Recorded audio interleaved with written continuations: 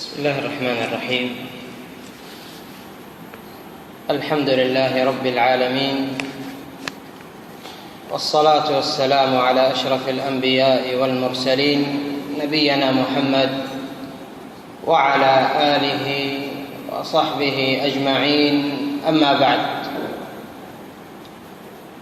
ها نحن الآن نسير في العشر الأوسط من رمضان،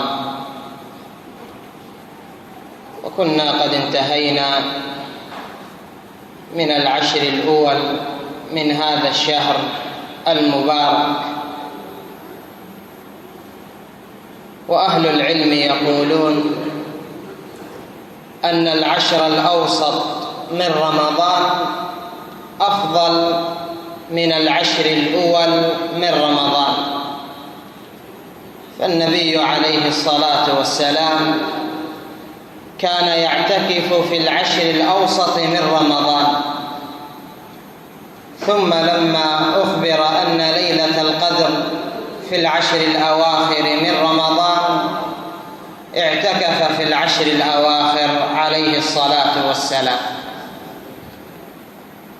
فعلى المسلم أن يجتهد، من كان مجتهدا في العشر الأوائل فليزدد اجتهادا في العشر الأوسط، فكن سائرا إلى الأمام في باب الطاعة، ولا تكن متراجعا إلى الخلف، فإن المشاهد أنه كلما مرت الأيام كلما حصل منا التقاعس والتكاسل عن الطاعة.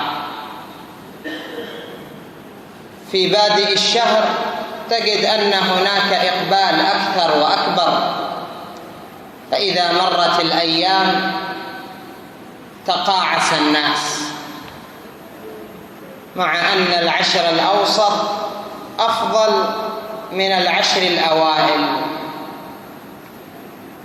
فمن كان مقصرا في العشر الأوائل فليتدارك وليستدرك ما فات قبل أن يفوت الشهر كاملا دون أن تحصل فيه الخير المرجو. فهذا الشهر عبارة عن موسم للربح، موسم للتجارة مع الله سبحانه وتعالى. فإذا لم تستغل هذا الموسم، إذا ما استغليت هذا الشهر، متى ستستغل؟ إذا ما اجتهدت في هذا الشهر متى ستجتهد؟ فلا تضيع عليك هذه المواسم، فاجتهد في طاعة الله سبحانه وتعالى.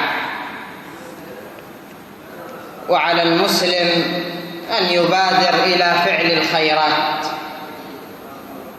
تجد أن أناسا كانوا يجتهدون في الصلوات وفي قراءة القرآن، ثم لما مرت الأيام تكاسلوا، فعكسوا ما كان عليه النبي صلى الله عليه وسلم والصحابة.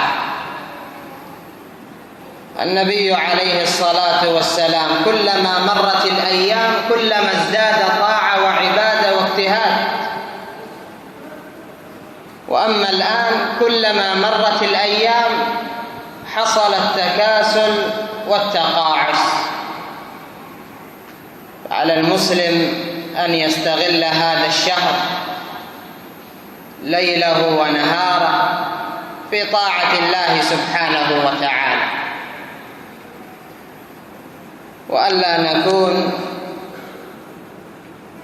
ممن إذا مرت الأيام رجع إلى الخلف. لا، عليك أن تكون منطلقا إلى الأمام، وهذا الشهر يكون بابا للخير في بقية الأشهر. اجعل هذا الشهر بابا للخيرات في بقية الأشهر. وسيأتي الكلام على هذا الأمر بإذن الله سبحانه وتعالى. هذه نصيحة لي ولكم في استغلال ما تبقى من هذا الشهر، فنكتفي بهذا القدر. سبحانك اللهم وبحمدك، لا إله إلا أنت، أستغفرك وأتوب إليك.